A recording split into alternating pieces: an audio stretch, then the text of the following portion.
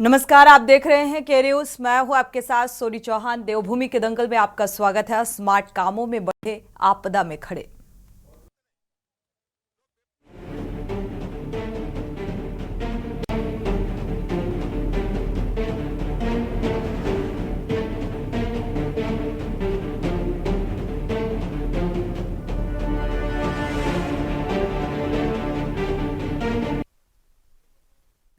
देवभूमि उत्तराखंड में मानसून की भारी बारिश ने पहाड़ से मैदान तक हाहाकार मचा रखा है और पहाड़ों में एक ओर जहां लैंडस्लाइडिंग भूस्खलन की घटनाएं बढ़ रही हैं, तो वहीं दूसरी ओर नदियों का जलस्तर बढ़ने से घरों में पानी और आसपास के कई इलाकों को खतरा पैदा हो गया है। भारी बारिश ने टिहरी, रुद्रप्रयाग, पिथौरागढ़, नैनीताल आदि जनपदों में भारी नुकसान किया है और रुद्रप्रयाग में जगह जगह मार्ग बाधित होने से केदारनाथ यात्रा बाधित चल रही है। हालांकि सरकार केदारनाथ मार्गों को दुरुस्त करने का प्रयास कर रही है, जिससे चारधाम यात्रा पटरी पर लौट सके। और इसी बीच राजधानी देहरादून में पिछले 48 घंटे से लगातार हुई बारिश के बाद जनजीवन पूरी तरीके से अस्त व्यस्त हो चुका है। सड़कें तालाब में तब्दील हो चुकी हैं। नदी नालों का पानी सड़कों पर आ जाने से लोगों की आवाजाही में दिक्कतों का सामना करना पड़ रहा है लोगों को, और सरकार के शहर को स्मार्ट बनाने के दावों की पोल खुल गई है। विपक्ष ने भी स्मार्ट सिटी को लेकर सरकार द्वारा किए गए दावों को हवाई बताया है और स्मार्ट सिटी का पर सियासी बवाल के बीच मोदी सरकार ने इंडस्ट्रियल जो स्मार्ट सिटी प्रोजेक्ट है उसकी घोषणा कर दी है। और इस प्रोजेक्ट में उधम सिंह नगर के खुरपिया में औद्योगिक स्मार्ट पार्क बनेगा। 12 शहरों में 28,602 करोड़ रुपए की लागत से बनाने का फैसला लिया गया है, जिसके लिए मुख्यमंत्री पुष्कर सिंह धामी ने मोदी सरकार का आभार भी व्यक्त किया। विपक्ष सरकार के इस नए प्रोजेक्ट पर भी सवाल उठा रहा है और सवाल ये है कि क्या स्मार्ट सिटी के अधूरे कार्यों के बीच औद्योगिक स्मार्ट पार्क का सपना साकार हो पाएगा। आज इसी मुद्दे को लेकर विस्तार से चर्चा को आगे बढ़ाएंगे। पहले आपको रिपोर्ट दिखाते हैं।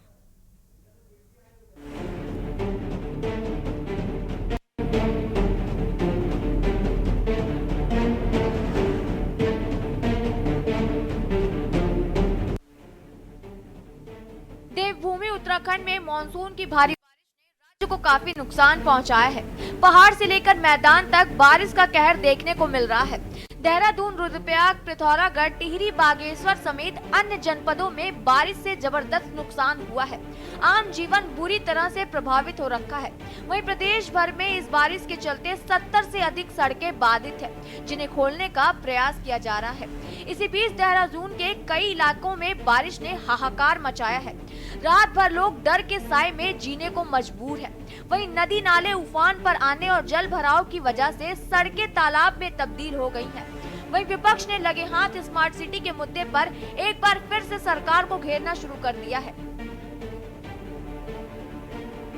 मार्ग बाधित हुए हैं। मैं अभी खुद ही वहां पर था केदारनाथ में। मार्ग खोले जा रहे हैं, जेसीबी हमारी तैनात हैं। जहां भी कोई लैंडस्लाइड होता है तो जेसीबी उसको क्लियर कर देती है और लगभग अब 15 तारीख से हमारी दूसरी यात्रा शुरू हो जाएगी। स्मार्ट सिटी को लेकर के सरकार ने जो बड़े बड़े दावे किए थे, आप शहर के लोगों से पूछिए ना कि वो कितना परेशान है। जो है जगह जगह ड्रेनेज का सिस्टम बिगड़ा हुआ है, आज तक ड्रेनेज का सिस्टम नहीं बना पाए हैं, नालियों का निर्माण नहीं हुआ है और स्मार्ट सिटी के नाम पर 1650 करोड़ रुपए किस नाली में बहा दिए गए उसका हिसाब किताब नहीं दे पा रहे हैं। और विपक्ष तो लगातार इस मुद्दे को उठाता रहा है, लेकिन सत्ता पक्ष के विधायकों ने भी जो है मुख्यमंत्री को पत्र लिख करके इसके भ्रष्टाचार की जांच कराने की मांग की, लेकिन सरकार इतनी हिम्मत नहीं जुटा पाई कि स्मार्ट सिटी में भ्रष्टाचार का सच जनता के सामने ला पाती।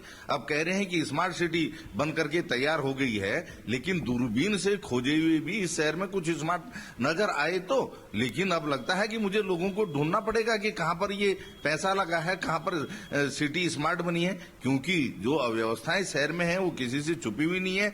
जाम का झाम इतना बड़ा है कि जनता को उससे मुक्ति नहीं मिल रही। हरिद्वार बाईपास पे आप चले जाइए, कूड़े का वो अंबार है कि बाहर से आने वाले सैलानी भी कहते हैं कि कैसी स्मार्ट सिटी है। देखिए, स्मार्ट सिटी का प्रोजेक्ट जब से मुख्य हमारे जो प्रधानमंत्री जी ने एक सपना देखा था कि पूरे भारतवर्ष में 100 स्मार्ट सिटी बनेंगे और उसमें संयोगवश और बहुत अच्छा ये लगा कि उत्तराखंड का जो राजधानी था देहरादून, उसको स्मार्ट सिटी में चुना गया। जिस समय ये 2015-17 की, मुझे लग रहा है 17 में उन्होंने तब सबको लगा था कि स्मार्ट सिटी में जब देहरादून आएगा तो 100 जो शहर होंगे उन स्मार्ट सिटियों में उसमें देहरादून का नाम सबसे अजीब लगा। लेकिन जब से ये हमेशा जब से उत्तराखंड में तो खास तौर पे देहरादून में रही है, जिसके काम पूरे नहीं हुए हैं को लेकर, कभी इसके ठेके आवंटित किए गए उसको लेकर, और कभी इनके जो कार्य किए गए, जो कार्य स्मार्ट सिटी के अंतर्गत किए गए, परियोजना के अंतर्गत किए गए, उसमें उन पे भी प्रश्न चिन्ह उठाए, उनके कार्य की गुणवत्ता पे भी प्रश्न चिन्ह उठाए। तो ये लगातार विवादों में रही है और अब समाचार पत्रों के बजट आया है, उसमें स्मार्ट सिटी के नाम पे अब उत्तराखंड को इसमें और कोई एक्स्ट्रा बजट नहीं दिया गया है। वहीं राज्य में एक और जहां स्मार्ट सिटी के मुद्दे पर सियासत गरमाई हुई है, तो वहीं दूसरी ओर केंद्र सरकार ने स्मार्ट सिटी के बाद अब इंडस्ट्रियल स्मार्ट सिटी प्रोजेक्ट की घोषणा कर दी है। इस प्रोजेक्ट में उत्तराखंड को भी शामिल किया गया है, जिसके तहत उधम सिंह नगर के खुरपिया में औद्योगिक स्मार्ट पार्क बनेगा। केंद्रीय कैबिनेट ने 12 शहरों में 28,602 करोड़ रुपए की लागत से बनाने का फैसला लिया है, जिसके लिए मुख्यमंत्री पुष्कर सिंह धामी ने मोदी सरकार का आभार व्यक्त किया है। वहीं विपक्ष ने सरकार के इस नए प्रोजेक्ट पर भी सवाल खड़े कर दिए हैं। मैं आदरणीय प्रधानमंत्री जी का बहुत धन्यवाद करता हूं कि जो 12 इंडस्ट्रियल कॉरिडोर बनने जा रहे हैं, उसमें से खुरपिया फार्म की जो है हमारा जो लगभग 1200 एकड़ ज़मीन पर इंडस्ट्रियल कॉरिडोर के निर्माण की स्वीकृति भारत सरकार ने दे दी है, माननीय प्रधानमंत्री जी के स्तर पर दे दी है।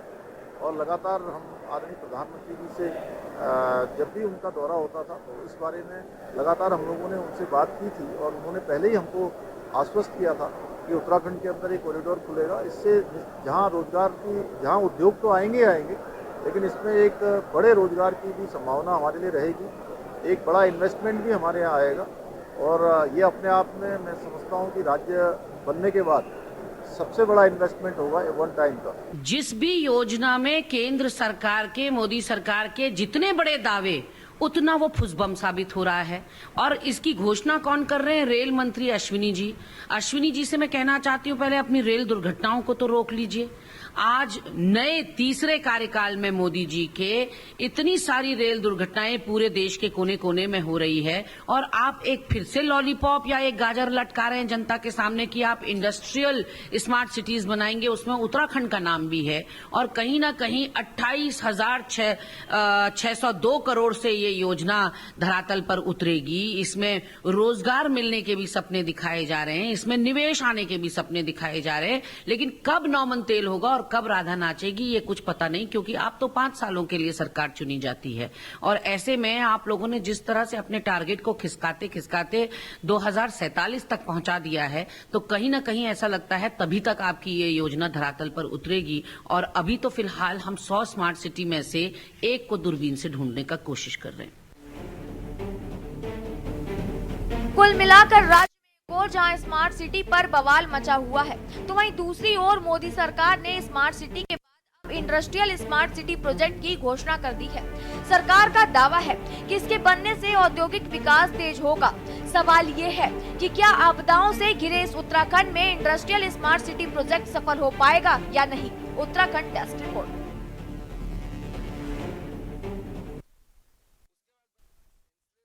जाहिर सी बात है, देवभूमि के दंगल में आज चर्चा इस बात को लेकर, क्योंकि उत्तराखंड की जो भौगोलिक स्थिति है उसको देखते हुए लगातार पिछले कुछ दिनों से बारिश हो रही है, और ऐसे में जो नदी नाले और किस तरीके से मलबा सड़कों तक आता जा रहा है और उसे हटाए जाने का कार्य अभी भी जारी है। और दूसरी तरफ जो स्थितियां हैं वो क्योंकि प्राकृतिक स्थितियां कुछ वजह से बन जाती हैं, और दूसरा तैयारियों पर भी सवाल उठ जाता है। विपक्ष लगातार सरकार की तैयारियों पर सवाल उठा रहा है। अब स्मार्ट सिटी योजना जो है वो पहले ही सवालों के घेरे में थी, और अब एक और घोषणा कर दी गई है औद्योगिक स्मार्ट। तो जाहिर सी बात है, सवाल उठना लाजमी है। हमारे साथ खास मेहमान जुड़े हुए हैं, आपका परिचय करा देते हैं। चर्चा की शुरुआत करते हैं। कमलेश उनियाल जी हैं बीजेपी से, आपका बहुत बहुत स्वागत है चर्चा में शामिल होने के लिए। राजेंद्र चौधरी जी हैं कांग्रेस प्रवक्ता, आपका भी बहुत बहुत स्वागत है इस चर्चा में जुड़ने के लिए। पीसी थपलियाल जी हैं यूकेडी से, आपका बहुत बहुत स्वागत इस चर्चा में जुड़ने के लिए। और वरिष्ठ पत्रकार हैं कुलदीप राणा जी, आपका भी बहुत बहुत स्वागत इस चर्चा में जुड़ने के लिए। शुरुआत बीजेपी प्रवक्ता से करेंगे, कमलेश सोनियाल जी से। कमलेश जी, देखा जाए तो एक बार फिर से इंडस्ट्रियल स्मार्ट सिटी प्रोजेक्ट की घोषणा कर दी है मोदी सरकार ने। स्मार्ट सिटी योजना पहले से ही सवालों के घेरे में चल रही है कि किस तरीके से काम कराए गए, और बजट को लेकर भी सवाल उठे। उसमें भ्रष्टाचार, जीरो टॉलरेंस की नीति पर काम नहीं हुआ स्मार्ट सिटी योजना के तहत। ये तमाम सवाल विपक्ष लगातार उठा रहा है।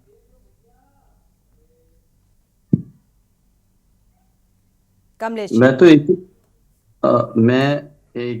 एक चीज कहूंगा कि उत्तराखंड के लिए ये एक जो नरेंद्र मोदी हमारी केंद्र सरकार है, कैबिनेट की बैठक में, और जो हमारे संकल्प पत्र में निरंतर है, जो हमारा नारा भी है, विकसित भारत, आत्मनिर्भर भारत, श्रेष्ठ भारत, तो इसके तहत राष्ट्रीय औद्योगिक विकास कार्यक्रम NICDP के माध्यम से जो 28,602 करोड़ रुपए, करीबन 12 प्रदेशों को एक स्मार्ट औद्योगिक नगर बनाने के लिए की जो घोषणा की गई है, तो ये आने वाले टाइम पे कहीं ना कहीं इसका भरपूर लाभ मिलेगा।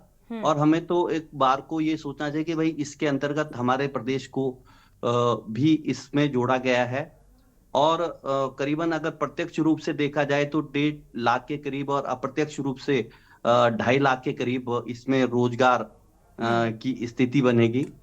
और कुछ स्थितियां हैं, जैसे अभी आप बता रहे थे कि क्योंकि हम कहीं ना कहीं बात करते हैं उस विषय को, या जो भी क्रमबद्ध विकास की हम लोग बात करते हैं, या जो भी हमारे मैनिफेस्टो में जो जो चीजें होती हैं, उसको कहीं ना कहीं स्टेट गवर्नमेंट या अपना केंद्र सरकार निरंतर उत्तराखंड को विशेष करके, चाहे वो सड़क के मामले हो, चाहे रेल का मामला हो, चाहे आपका रोपवे का है, या कोई भी ऐसी स्थिति है जो जिसमें कहीं ना कहीं एक चौमुखी विकास की पूरे भारत के हम लोग बात करते हैं, तो उत्तराखंड को विशेष करके केंद्र सरकार का कमलेश, चौमुखी विकास उत्तराखंड का हर कोई चाहता है, लेकिन सवाल ये है कि आपदा प्रभावित क्षेत्र है उत्तराखंड, और यहाँ पर स्मार्ट सिटी के कार्य जो हैं वो पहले से अधूरे पड़े हुए हैं अभी, जो कि पूरे नहीं हुए।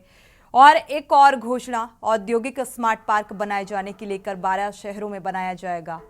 तो घोषणाएं करना और जमीनी स्तर पर काम करना, क्योंकि डबल इंजन की सरकार है तो रफ्तार भी उतनी ही तेज होनी चाहिए, इस पर सवाल है। बिल्कुल आप सही कह रहे हैं। उत्तराखंड की अगर भौगोलिक परिस्थिति के हिसाब से अगर प्राकृतिक आपदाएं निरंतर पूर्व की भांति और अभी भी वर्तमान में लगातार चलती रहती है, और उसी के उसे इको फ्रेंडली विकास की हमारी सरकार या हम लोग जो बात करते हैं, उसी के तहत हमने जो कहीं हम अगर रोपवे की बात कर रहे हैं, केदारनाथ रोपवे की, जिसके लिए जो हमारे मास्टर प्लान के अंदर जो एक बहुत ड्रीम प्लान है, प्रोजेक्ट है, और आने वाले टाइम पे चाहे केदारनाथ में यात्रियों को सुविधा ना हो, असुविधा ना हो, उनको पूर्ण सुविधा मिले और प्राकृतिक आपदाओं से बचकर रहें। इसी क्रम में इन चीजों का आपने, चाहे हम लोग अगर कर्णप्रयाग हाईवे रेल की बात करते हैं, तो अगर इसको अगर एक स्पेशल बड़े बजट के तहत करीबन 90% पार्ट जो है रेल का वो अंडरग्राउंड चलेगा, 10 से 15% ही जो ओपन चलेगा। तो उसमें कहीं ना कहीं जो प्राकृतिक इको फ्रेंडली हम लोग अगर किसी योजना को लागू करते हैं, तो ये दूरगामी सोच है, और इस पर किस तरीके से काम होगा वो आगे देखना होगा, क्योंकि मौजूदा वक्त में हालात जो हैं वो मुझे लगता है सवाल उठा रहे हैं। राजेंद्र चौधरी जी हमारे साथ कांग्रेस प्रवक्ता जुड़े हुए हैं। राजेंद्र चौधरी जी, रोजगार के अवसर, इस तरीके की जब प्रोजेक्ट और योजनाओं की घोषणा की जाती है, जैसा कि भारतीय जनता पार्टी के प्रवक्ता कह रहे थे, और इको फ्रेंडली विकास तो कहीं हो ही नहीं रहा, ना कोई स्मार्ट सिटी बन रही। स्मार्ट सिटी तो सोनी, मैं आपको बताऊं, आजाद भारत में सबसे पहले 1953 में पहली स्मार्ट सिटी बनी चंडीगढ़। भीमसेन सच्चर साहब जो है वो पंजाब राज्य के, संयुक्त पंजाब के मुख्यमंत्री थे, उन्होंने बनाई। दूसरी स्मार्ट सिटी, हमें बहुत गर्व के साथ कह रहा हूं कि उत्तराखंड के सबसे बड़े जननायक पंडित नारायण दत्त तिवारी जी ने बनाई नोएडा। हम्म। तीसरी स्मार्ट सिटी इस देश में बनी गुरुग्राम, जिसका श्रेय जो है चौधरी बंसीलाल जी को जाता है, और वो राजीव गांधी जी और संजय गांधी। पिछले लगभग 11 साल की सरकार में 11वां साल लग गया, ना स्मार्ट सिटी बनेगी ना स्मार्ट गांव बनेगा। ये तो माया अब देहरादून है, उसे आप स्मार्ट सिटी की संज्ञा कैसे देंगे? वो तो ऑलरेडी ब्रिटिश के समय से बसाया हुआ शहर है। आप उसका रीस्ट्रक्चरिंग, रीफ्रेमिंग बोल सकते हैं कि साहब हम जो है उसे पुनः विकसित कर रहे हैं, उसका अपग्रेडेशन कर रहे हैं, वहां तक तो बात सही है। लेकिन माननीय मोदी जी लगभग 12-13 साल गुजरात के मुख्यमंत्री रहे, उन्होंने एक स्मार्ट गांव नहीं बनाया वहां। सिटी की बात छोड़ दो, जो इस आदमी ने अपने राज्य में नहीं बनाया, वो देश में कैसे बनाते हैं? रही बात झूठ बोलने की, पंडित जी बीच में मत, रही बात झूठ बोलने की, भाई झूठ तो कोई बोल दे। जब स्मार्ट देखो नोएडा बना, कितना बड़ा रोजगार का सेंटर बन गया। गुरुग्राम बना, कितना बड़ा रोजगार का सेंटर बना। चंडीगढ़ बना, कितना बड़ा रोजगार का सेंटर बना। इन्हें रोजगार थोड़ा ही देना लोगों को ना, गलत, बिल्कुल, बहुत बिल्कुल झूठ झूठ झूठ। रोजगार से तो इनका कोई मतलब ही नहीं है। इनका मतलब तो हिंदू मुसलमान से है। अभी हमारे यहाँ एक मौत होगी, पुलिस उसे पकड़ रही थी, वो पता नहीं क्या हुआ। वो राजन जी, आपका कहना है कि स्मार्ट सिटी का जो प्रोजेक्ट है वो फिलहाल उसके तहत कोई काम नहीं हुआ। स्मार्ट सिटी वो तो रेल का जो प्रोजेक्ट है सोनी, मैं आपको उस कर दूं, क्या नाम सही उसमें बताऊं, वो तो मनमोहन सिंह सरकार के समय का स्वीकृत है। सतपाल महाराज जी ने जो है जबरदस्ती कराया था। अच्छा, उसका श्रेय न जाएगा। अब सारे पहाड़ की सड़कें टूटी हुई हैं, पूछ लो इनसे। क्रेडिट लेने की होड़ मची है, ठीक है, जो बेहतर पहाड़ खिसके पड़े। कहीं काम बताओ, देहरादून शहर की सड़कें खराब है, हरिद्वार की खराब है, हल्द्वानी की खराब है। आज खुद यशपाल आर्य जी बता रहे थे सड़कों का बहुत बुरा हाल है। अल्मोड़ा की आज वो टमटा जी बता रहे थे बहुत बुरा हाल है।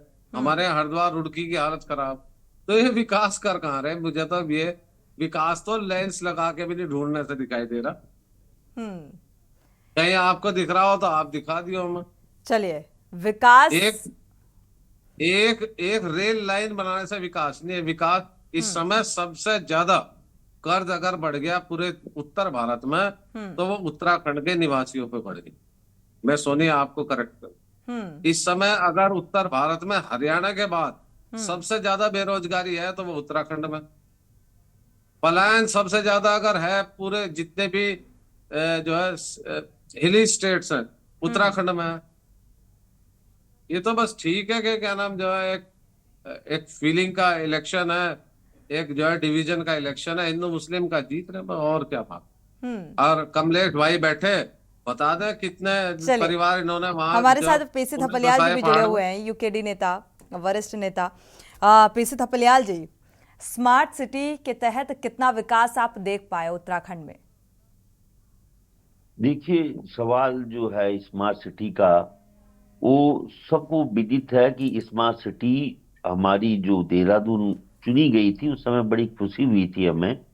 लेकिन इसको हमारी जो राज्य सरकार है इसको पूरी तौर से सफल नहीं बना सकी, ये सबको पता है। लेकिन जो इस समय वर्तमान में जो एक बहुत ही सुंदर घोषणा केंद्र ने की है, औद्योगिक क्षेत्र जो एक बहुत ही ऐसा कॉन्सेप्ट है जो विदेश से लाया हुआ कॉन्सेप्ट है। इस कॉन्सेप्ट के तहत सीधा सीधा जो कोई भी उद्योग, स्पेशली जो हमें मिला है, क्योंकि 10 स्टेट में 12 इंडस्ट्रियल वो मिले हैं, तो उसमें हमारा नंबर भी है। जिस तरह उस समय हमें बड़ी खुशी हुई थी कि भारत में हमें भी स्मार्ट सिटी मिली है, तो हमें बड़ी खुशी हुई थी। उसी तरह से जो ये मिला है, जो खुरपिया में लगने वाला है उधम सिंह नगर में, ये बहुत बड़ा महत्वाकांक्षी प्रोजेक्ट है। और अगर ये दिव्य सपना न होकर ये यथार्थ में जमीन में उतरेगा तो बहुत सारे 75,000 युवाओं को इसके तहत रोजगार की बात कही गई है। लेकिन हमारी चिंताएं ये हैं कि कहीं ये भी एक ढपोर शंख न निकले, क्योंकि अभी तक जितने भी शंख बजाए माननीय मोदी जी ने, वो सारे के सारे ढपोर निकले।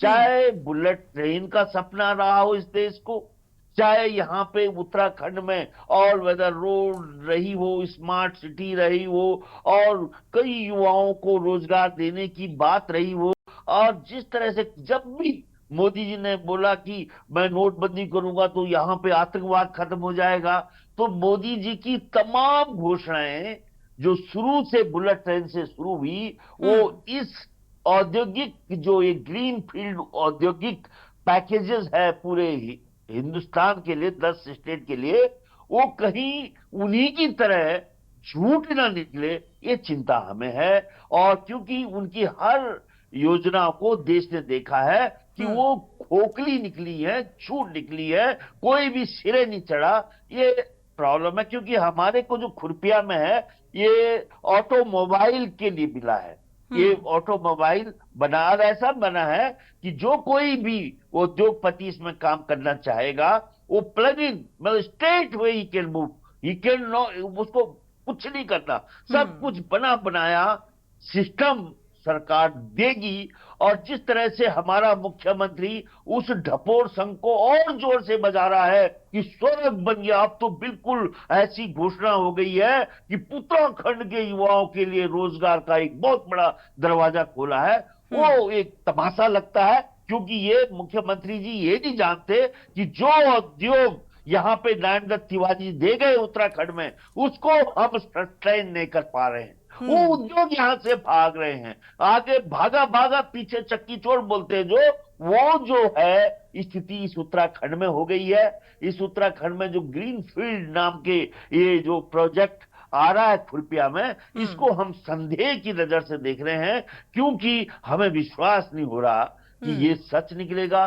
क्योंकि ऑल नाम देखिए, नाम मालूम नहीं कहां से चुनते हैं, किसी भी प्रोजेक्ट को लाने से पहले ही उसका ऐसा सुंदर नाम करते हैं कि जिसका कोई जवाब ही नहीं है। All weather road, no weather road बन गई। स्मार्ट सिटी आज नो डर्टी सिटी के कन्वर्ट हो गई।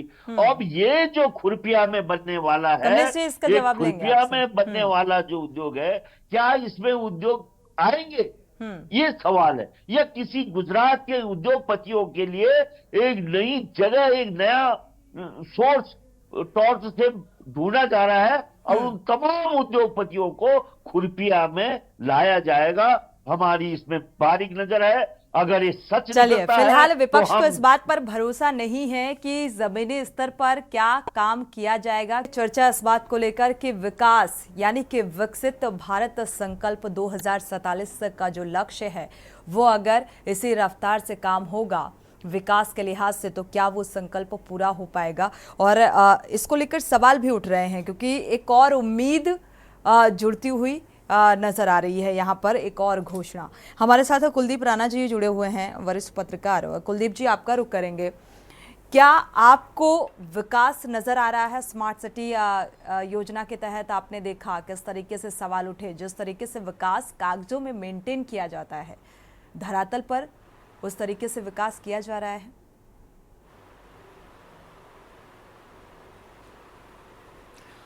देखिए सोनी, मैं आपके सवाल का जवाब देने से पहले जी, मैं एक बात जरूर कहना चाहूँगा कि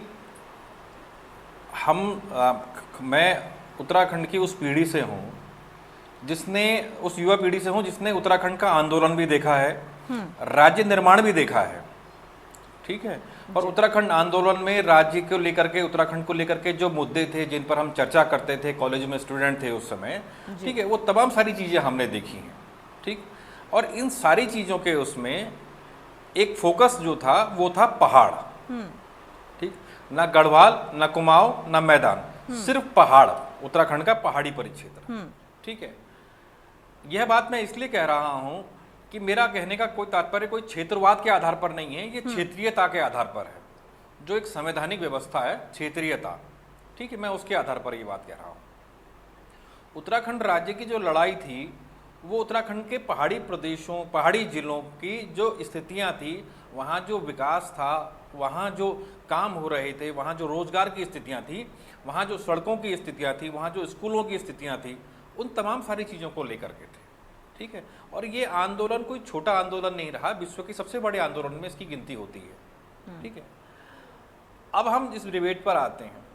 हम इस औद्योगिक पैकेज की जो हमें उत्तराखंड को लेकर के जो बात हो रही है, इंडस्ट्रियल पार्क को लेकर के, हम इसकी तुलना कर रहे हैं देहरादून की स्मार्ट सिटी से। जी।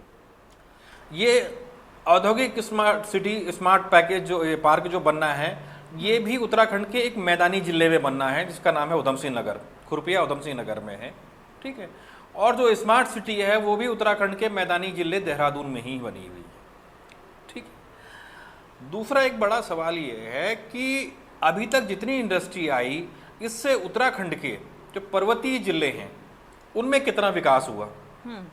चमोली में कितना विकास हुआ, रुद्रप्रयाग में कितना विकास हुआ, पौड़ी में कितना विकास हुआ, टिहरी में कितना विकास हुआ, उत्तरकाशी में कितना विकास हुआ, चंबा में कितना चंपावत में कितना विकास हुआ, बागेश्वर में कितना विकास हुआ, पिथौरागढ़ में कितना विकास हुआ, अल्मोड़ा में कितना विकास हुआ, ठीक है, हल्द्वानी में कितना विकास हुआ।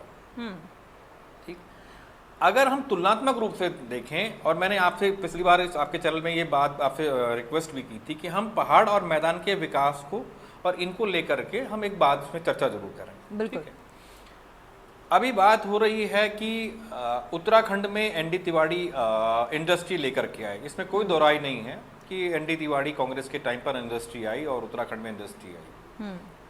लेकिन एक बड़ा सवाल ये है कि जितनी भी इंडस्ट्री आई, इनमें से कितनी इंडस्ट्री उत्तराखंड के पर्वतीय जिलों में आई? उत्तराखंड के पर्वतीय जिलों में जितने नाम मैंने आपको गिनाए, इनमें से एक जगह पर भी एक इंडस्ट्री लगी हो तो कोई बताए। इंडस्ट्रियां लगी कहाँ? देहरादून में, हरिद्वार में, उधम सिंह नगर में। ठीक, और इसमें यह कहा गया कि इसमें अधिकांश रोजगार जो मिलेगा वो यहाँ के स्थानीय युवाओं को दिया जाएगा।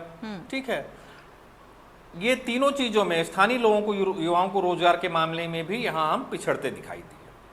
ठीक है, ये बात तो पुरानी जो इंडस्ट्री को लेकर के निकल गया है। अभी जो बात हो रही है, जिस चीज पर हम बात कर रहे हैं, निसंदेह केंद्र सरकार की एक बड़ी शानदार योजना है, अच्छी योजना है। औद्योगिकरण होना चाहिए। औद्योगिकरण जब तक नहीं होगा तब तक रोजगार नहीं होगा, क्योंकि इंडस्ट्री से एक बड़ा रोजगार प्राप्त होता है। ठीक है, राजस्व में वृद्धि होती है, जिस क्षेत्र में रोजगार लगता है वहाँ की राजस्व में वृद्धि होती है। ठीक है, प्रदेश सरकार को भी राजस्व का लाभ मिलता है, स्थानीय लोगों को रोजगार मिलता है। ठीक है, उसके इर्द गिर्द के क्षेत्रों में स्कूलें खुलती हैं, सड़कें बनती हैं, लोग वहाँ रहते हैं, बहुत सारी चीज़ें हैं। ठीक है ना, चाय की दुकान से लेकर के सब्जी की दुकान से लेकर के कपड़े तक की दुकान खुलती है। ये एक छोटे छोटे उद्योग भी खुलते हैं अगर जब एक जगह पार्क इस तरह की इंडस्ट्री लगती है। सवाल है और जो संदेह है उसके पीछे जो बड़ा कारण है वो उत्तराखंड में इन औद्योगिक क्षेत्रों की, इन योजनाओं की, भारत सरकार की इन योजनाओं की स्थितियों की लेकर के है। ठीक है, इंडस्ट्री पर जो स्थिति है वो मैंने आपको बताई। अब बात करें, हम भारत सरकार की एक बड़ी योजना थी और प्रधानमंत्री का ड्रीम प्रोजेक्ट था स्मार्ट सिटी का। ठीक है, निसंदेह शानदार प्रोजेक्ट था, एक जरूरत भी थी। ठीक है ना, क्योंकि पुराने शहरों पे कई दबाव बन रहे थे। ये बात उठ रही थी कि भाई देहरादून जिसको स्मार्ट सिटी के लिए चुना गया था, इससे इसी शहर को रेट्रोफिटिंग के तहत इसी को डेवलप किया जाए, ये अलग से एक शहर स्थापित किया जाए। ठीक है, आज यहाँ पर जो अधिकांश लोग बैठे हैं सब देहरादून में रहते हैं, मैं भी देहरादून में रहता हूँ, मैं 2006-07 से देहरादून में हूँ। कल रात जब बारिश हुई अमूमन, ठीक, कल रात की बारिश में हमें 3 घंटे तक इंतजार करना पड़ा बारिश के रुकने का। हमें डर बारिश से नहीं था, क्योंकि मानसून का सीजन है, बरसात तो होगी। हमें डर ये था कि जिस सड़क से हमें घर जाना है उस सड़क से क्या हम सुरक्षित घर पहुंच पाएंगे, क्योंकि सड़कों में इतना जल भराव है, इतना जल भराव है कि 1.5 से 2-2 फीट पानी यहाँ की 2 लेन की सड़कों में है। बेसिक समस्या बन गई है। बिल्कुल,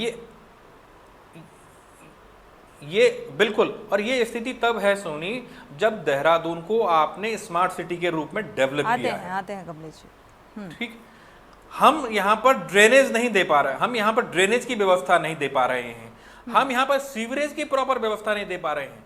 सीवरेज सिस्टम देहरादून में एशियन डेवलपमेंट बैंक की तरफ से पिछले 12-13 सालों से इसका काम चल रहा है। कितने घर सीवरेज से जुड़े हैं और कितनी सीवरेज काम कर रहे हैं, देहरादून में कितनी एसटीपी है, 1 करोड़ से अधिक की पॉपुलेशन यहाँ पर है। ठीक है, तो हम इन तमाम सारी चीजों को लेकर के जो देख रहे हैं, जो केंद्रीय योजनाओं का जो राज्य में हस्र हो रहा है, ठीक है। और यहाँ एक बड़ा सवाल ये भी है, मैं स्मार्ट सिटी पर बात आई है इसलिए मैं ये बात कहता हूँ। स्मार्ट सिटी की शुरुआत हरीश रावत के टाइम पर शुरू हुई थी, चर्चाएं शुरू हुई, काम शुरू हुआ त्रिवेंद्र रावत के समय। ठीक है, त्रिवेंद्र रावत के समय काम शुरू हुआ। यहाँ पर एक छोटी सी जगह है, यहाँ का बड़ा फेमस बाजार है, उसको पलटन बाजार कहते हैं, उस पर काम शुरू हुआ, त्रिवेंद्र रावत के समय काम शुरू हुआ। ठीक है, तीरथ रावत मुख्यमंत्री आए, तीरथ रावत ने 30 मई की डेडलाइन दी, मुझे आज भी याद है, मैं भी फील्ड में था, कि इसको कंप्लीट करो। ठीक, ज्यादा नहीं, 1 किलोमीटर का पैच होगा। ठीक है, और कुछ 20-21 करोड़ रुपए का वहां पे काम हुआ है। तीरथ रावत आकर के चले गए, पुष्कर धामी आए, फिर पुष्कर धामी आ गए। उस बाजार की स्थिति क्या है? दुकानों में पानी घुस रहा है, नालियां तो बनाई लेकिन नालियों को कनेक्ट नहीं किया। आप समझ रहे हैं, बिजली के पोल अंडरग्राउंड जो किए लेकिन कनेक्शन उसमें अंडरग्राउंड नहीं दिख रहे हैं। ठीक है, टाइलिंग तो लगी लेकिन वो टाइलें लोगों को इतना नुकसान कर रही हैं, उसमें लोहे के जो एंगल निकल करके आ रखे हैं, उसमें जो बीच में उन्होंने अंडरग्राउंड डक्ट वगैरह लगा रखी है। ये इन योजनाओं का हस्र है, और खासकर तब जब 2 पूर्व मुख्यमंत्री, शहरी विकास मंत्री, शहरी आवास मंत्री, तमाम लोग वहां जाकर के उस पर सवाल खड़े कर चुके हैं, डेडलाइन दे चुके हैं। ठीक है, तो राज्य में जो नौकरशाही है वो किस तरीके से केंद्रीय योजनाओं का मखौल बना रही है, और राजनीतिक नेतृत्व तो उस पर लगाम नहीं कस पा रहा है। और यही सवाल तो यही है, यही सवाल है कि नो डाउट योजनाएं बहुत बेहतर हैं, और अगर इनमें जिम्मेदारी से काम किया जाए तो मुझे लगता है कि बहुत बेहतर एक तस्वीर बदलती हुई नजर आएगी। लेकिन जब काम ही जिम्मेदारी के साथ नहीं होगा तो आखिर वो विकास की तस्वीर कैसे नजर आएगी और किस चश्मे से नजर आएगी? भारतीय जनता पार्टी अपने चश्मे से विकास देख रही है, लेकिन ये विकास किसी और को नजर नहीं आ रहा है। कमलेश उनियाल जी, आपका रुख करेंगे, क्योंकि ये सवाल जो उठ रहे हैं, क्योंकि एक गांव और शहर का विकास कैसे पता चलता है, आप बताइए। देखिए, कोई भी विकास के लिए हम लोग किसी क्षेत्र को चुनते हैं या किसी शहर को स्मार्ट बनाने की अगर हम लोग बात करते हैं तो कहीं ना कहीं कुछ चीजें व्यवहारिकता में रहते हैं। अभी हमारे वरिष्ठ पत्रकार कह रहे थे कि उनकी बात मैं गंभीरता से सुन रहा था।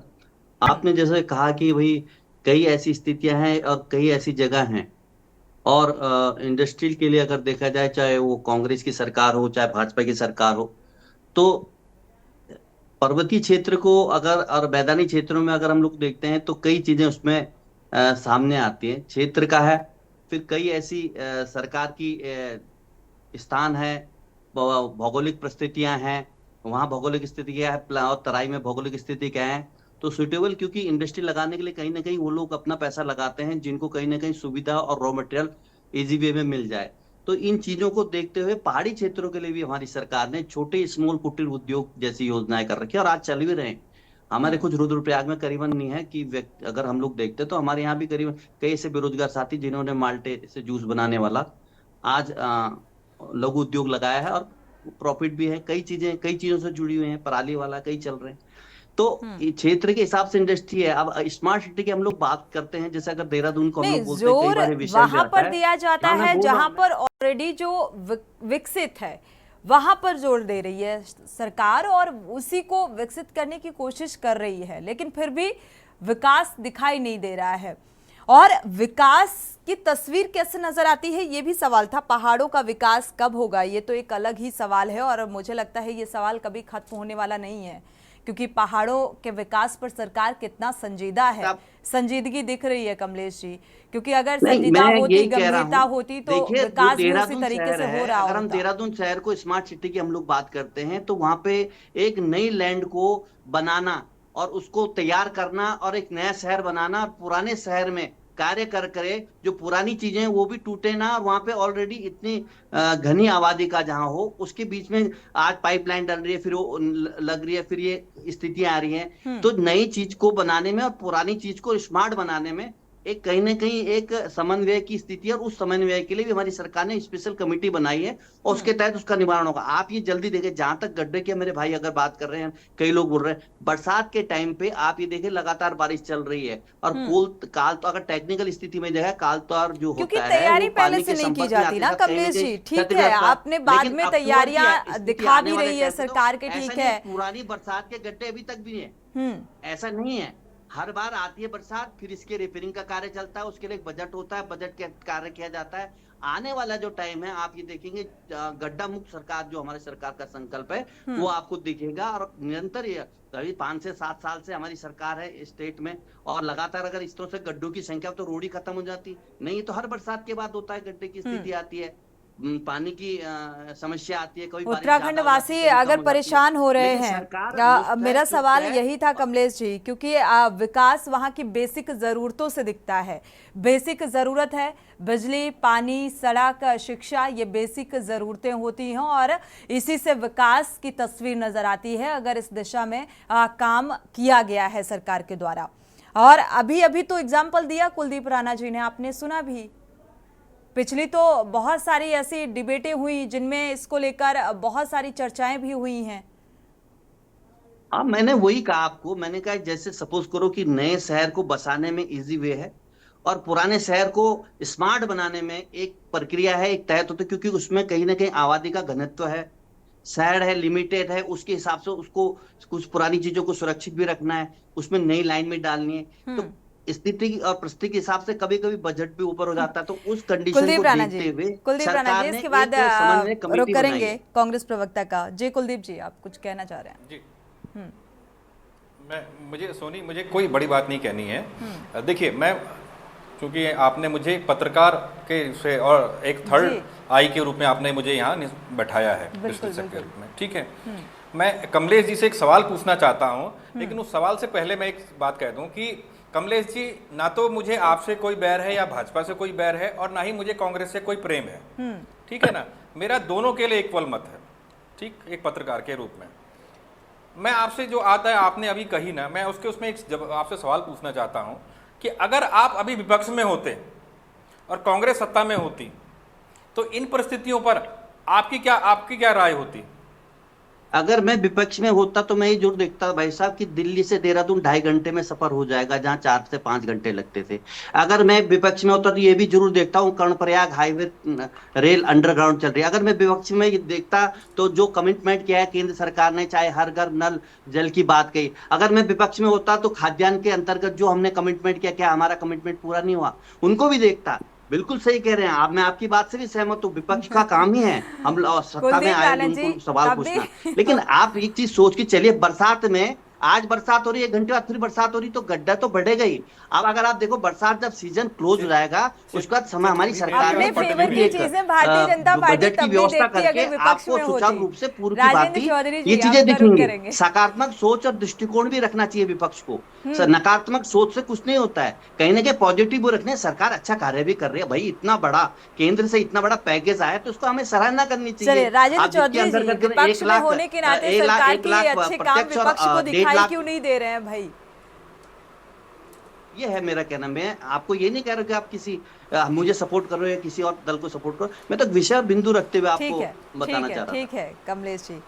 राजेंद्र चौधरी जी, विपक्ष में होने के नाते आप सवाल उठा रहे हैं, लेकिन वो विकास क्यों नहीं देख पा रहे हैं जो अगर विपक्ष में भारतीय जनता पार्टी होती तो भी वो आपने ही फेवर की चीजें देख लेती? देखो सोनी, बात क्या है, मैं उत्तराखंड का नागरिक और सरकारें तो आज इनकी है, कल को हो सकता है हमारी हो जाए, परसों हो सकता है थपलियाल जी की पार्टी सत्ता में आ जाए। सवाल ये है कि आजाद भारत में जो हमारा जो कॉन्स्टिट्यूशन जो सिस्टम है हमारे यहाँ, सिस्टम ऑफ गवर्नेंस है, वो टू फैसिलिटेट इट्स पीपल। हमारे जो लोग हैं, हमारी जो जनता है, हमारी जो सरकारें हैं, वो उनके लाभ के लिए काम करती है। बहुत दुर्भाग्य की बात है कि इस सरकार का सुविधा से कोई मतलब नहीं, सिर्फ ये 5 किलो अनाज दे रहे, वरना इन्होंने इतना लंबा सुआ लगा रखा लोग, जीएसटी, फलाना टैक्स, रोड टैक्स, और आप कह रहे सड़क, बात सही है आपकी, सड़क अच्छी बनी, लेकिन यहाँ रुड़की से हरिद्वार और रुड़की से देहरादून जाने के लिए 2 वो है बीच में टोल। आपको 150 रुपए एक तरफ से और 150 एक तरफ से देने पड़ेंगे। गाड़ी का जो रजिस्ट्रेशन पहले 5% था वो 10% हो गया। और इन्होंने, भाई साहब ने एक बात नहीं बताई, मैं भूल गया। चलो खैर, मैं नकारात्मक बात पे नहीं जाना चाहता, मैं सोनी एक बात कहूंगा जो प्रैक्टिकल बात। इंडस्ट्रियलाइजेशन जिस भी स्टेट में होता है वो स्टेट की लीडरशिप के फेस को देख के होता है। चाहे वो चौधरी बंसीलाल का रहा हो हरियाणा में, चाहे वो पंडित नारायण दत्त तिवारी जी का रहा हो, और विजन के साथ होता है। सरकार मात्र कपोड़ शंख बन जाए कि मैं ये करूंगी, मैं सरकार ये वायदे कर दे, ये कर दे, और करे कुछ ना, तो उसका सबसे बारीकी से अगर कोई, हमने कोई भी झूठा कमिटमेंट नहीं किया भाई साहब। नहीं, मैं बता रहा हूँ ना, अगर आप इस तरह व्यूअर्स को कंफ्यूज करोगे, इस तरह की बात कह के, हमने कभी कंफ्यूज करने की स्थिति मत रखिए। हमने जो कमिटमेंट किया, कोई हमने अगर हमने झूठा वादा किया तो 7 साल की सरकार में कितना रुपया आपके यहाँ इन्वेस्टमेंट हो? आपका डब्बा गोल हो गया था 2017 में, 14 में आप हार गए, 22 में हार गए। अरे आपने तो बहुत विकास किया। 56 घोटाले किए हैं आपकी सरकार ने, क्या बात कर रहे हैं आप? 56 घोटाले ने जनता ने जवाब दिया है आपको। आप क्या बात कर रहे हैं? विकास की बात अब तब करते, सबने भरी है, उनके खिलाफ कार्रवाई भी की है। इस आप मेरे कहने का मतलब गवर्नमेंट की पॉलिसी का सबसे ज्यादा बारीकी से अध्ययन उद्योगपति करते हैं। आम आदमी को तो ये इनके अखबार, सोशल मीडिया ये विचलित करना है हिंदू मुसलमान। उद्योगपतियों ने पिछले 7 साल में कोई इन्वेस्टमेंट नहीं किया।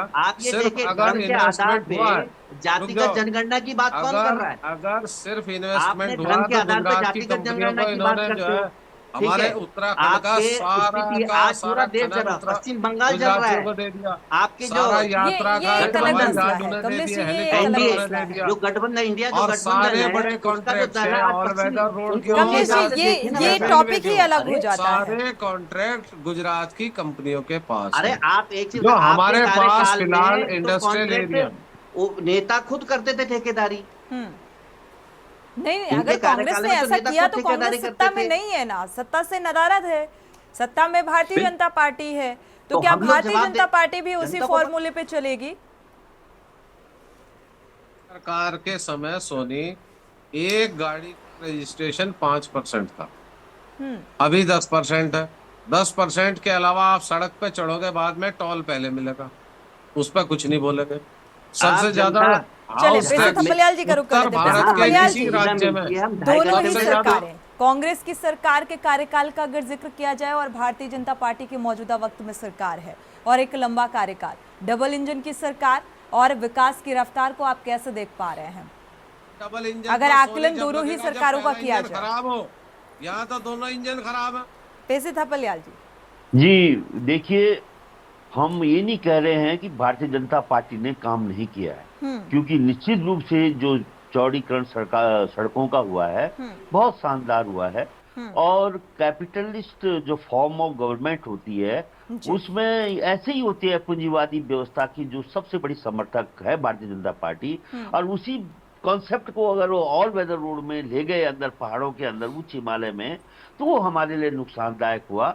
जब आज पहाड़ों में ट्रेन के लिए सुरंगें बन रही हैं, इनको कोई चिंता नहीं, चिंता हमें हो रही है, क्योंकि हम दब रहे हैं, हमारा भूस्खलन हो रहा है, हमारी आपदाएं आ रही हैं, वो हमें फेस करना पड़ रहा है जनता को। लेकिन दूसरी ओर अगर हम ये कहें कि जो उद्योग हैं, ये जिस तरह का उद्योग का घोषणा यहाँ पे हुई है वो पहाड़ में लगे, तो ये बिकॉज हम पहाड़ एक पर्यावरण के मामले में, क्योंकि ये जो योजना है सरकार की, ये बहुत ही महत्वाकांक्षी योजना है, ये ग्रीन फील्ड योजना है, इसको पहाड़ों में नहीं ले जाएगा इसको, क्योंकि अगर नोएडा में अगर औद्योगिकरण हो रहा है और देवरिया आरा के लोग बोले साहब यहाँ लाओ उद्योग, ये मजाक है।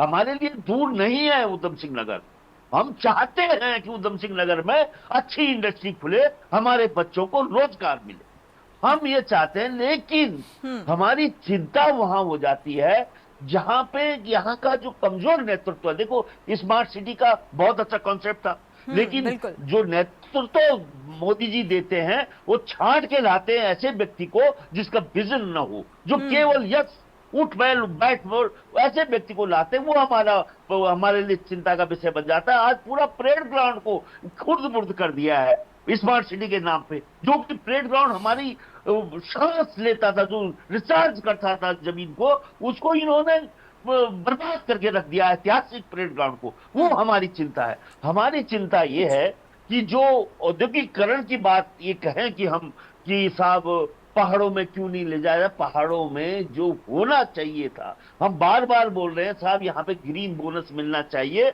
हम सारे विश्व का पर्यावरण का रक्षक के रूप में काम कर रहे हैं। हमें मार्ग पैदल जाना पड़ रहा है क्योंकि हम सड़क नहीं बना पाते जंगलों के संरक्षण के लिए। हम चाहते हैं कि यहाँ पे जो हमारी नदियां हैं, नदियों में हम पानी नहीं ले पाते। जो पानी की नहरें हरिद्वार और तराई क्षेत्र में निकलती हैं वो हमारे पहाड़ों में नहीं निकल सकती। तो हमें उससे शिकायत नहीं है।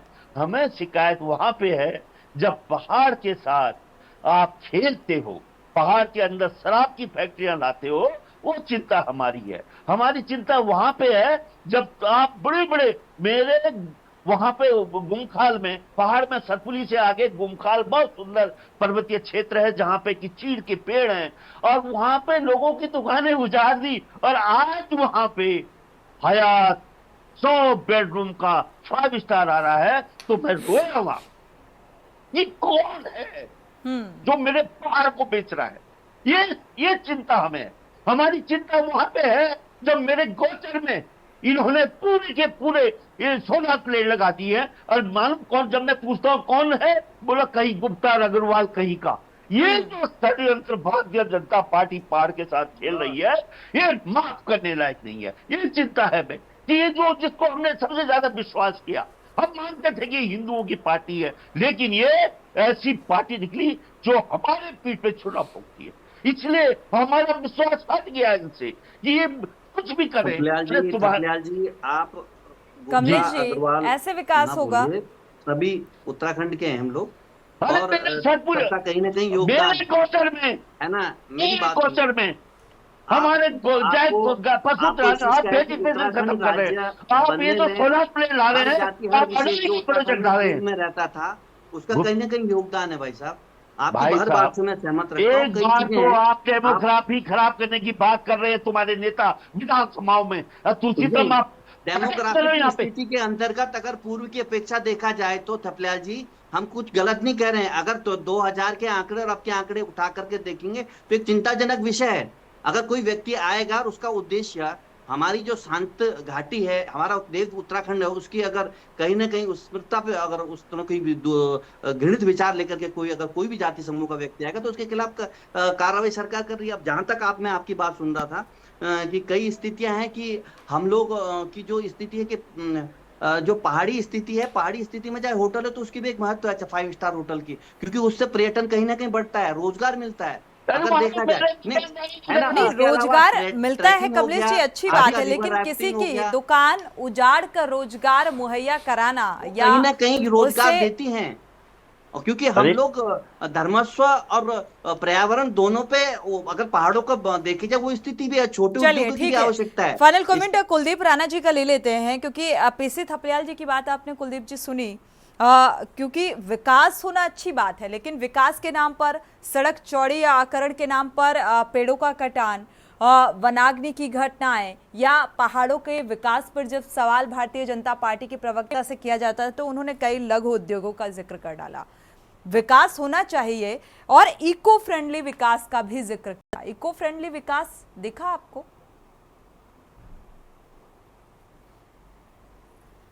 देखिए सोनी, हमारे उत्तराखंड राज्य के बगल में हिमाचल है, और हिमाचल को लेकर के कोई भी राजनीतिक दल, मैं नहीं समझता कि उस पर कोई डिफरेंट राय रखता होगा। हिमाचल की जो स्थानीय पॉलिसी है, हिमाचल स्टेट की जो अपनी पॉलिसी है, ठीक है, जब ये दोनों हिमालय की शिवालिक श्रेणी के राज्य हैं, एक जैसी भौगोलिक स्थिति, एक जैसी प्राकृतिक स्थिति वहां पर है, ठीक है, तो जो स्थितियां हिमाचल में हैं वो उत्तराखंड में क्यों नहीं? पहली बात। दूसरी बात, विकास और असंतुलित विकास, ठीक, देहरादून, हरिद्वार, उधम सिंह नगर 3 जिलों में 30 से ज्यादा विधायक हैं और बाकी 13 में से 10 जिलों में जो पर्वतीय जिले हैं इनमें मात्र 40 विधायक हैं। ठीक है, 10 जिलों में 40 विधायक, एक विधायक को जो विधायक निधि मिल रही है उसके हिसाब से 3 जिलों के 30 विधायकों की विधायक निधि कितनी हुई और पहाड़ पर्वतीय क्षेत्रों के 40 विधायकों की विधायक निधि कितनी हुई 10 जिलों में। ठीक है, तो ये जो असंतुलन है एक। दूसरी चीज, जो विकास की बात हो रही है, हम क्या कहाँ कितना बड़ा असंतुलन पैदा कर रहे हैं। मैं एक छोटा सा उदाहरण आपको देता हूं देहरादून का। देहरादून के अंतर्गत दून मेडिकल कॉलेज, गवर्नमेंट का दून मेडिकल कॉलेज देहरादून में है। उसी के बगल में इंद्रेश मेडिकल कॉलेज प्राइवेट का, वो भी देहरादून में है। अभी एक नया खुला है ग्राफिक एरा मेडिकल कॉलेज, वो भी देहरादून में है। उसके अलावा एक जॉली ग्रांट स्वामी राम के नाम से मेडिकल कॉलेज है, वो भी देहरादून में है। इसके अलावा ऋषिकेश में एम्स मेडिकल कॉलेज है, ये भी देहरादून में है। इसके अलावा एक और आयुर्वेदिक मेडिकल कॉलेज है जो आयुर्वेदिक यूनिवर्सिटी के कैंपस कॉलेज भी है, वो भी देहरादून में है। ठीक है, एक जिले में, और ये भी 40 किलोमीटर के रेडियस में है सारे के सारे इतने मेडिकल कॉलेज। ठीक है, पहाड़ में कितने मेडिकल कॉलेज हैं 10 जिलों में। ठीक है, बात ये नहीं है विकास, बात है संतुलित विकास की। बिल्कुल बिल्कुल, ठीक है ना। पहाड़, ये जो चीजें बढ़ गई है ना पहाड़ और वर्सेस मैदान में। और अभी मैं सुन रहा था भाजपा के प्रवक्ता को, उन्होंने कहा कि पहाड़ में लघु उद्योग, बिल्कुल लघु उद्योग लगने चाहिए, पर यार भाई उत्तर प्रदेश के टाइम से पहाड़ में माल्टे का जूस निकल रहा है, उत्तराखंड बन गया, उत्तराखंड बनने के 25 साल हम होने जा रहे हैं, आज भी हम माल्टे का जूस निकाल रहे हैं। बिल्कुल बिल्कुल, ठीक है ना। तो ये जो दृष्टिकोण है राज्य का, इस राज्य में जो ये नजरिया है ना, इसको बदलने की जरूरत है। बिल्कुल, एक संतुलित जो विकास है उसमें कहीं ना कहीं देखा जाए एक समान विकास की तस्वीर नजर नहीं आ रही है। शुक्रिया आप सभी मेहमानों का इस चर्चा में शामिल होने के लिए। अब सवाल बेहद महत्वपूर्ण ये कि एक तो स्मार्ट सिटी योजना पहले ही सवालों के घेरे में थी और अब औद्योगिक स्मार्ट पार्क का सपना कैसे साकार होगा, ये अपने आप में एक बड़ा सवाल है।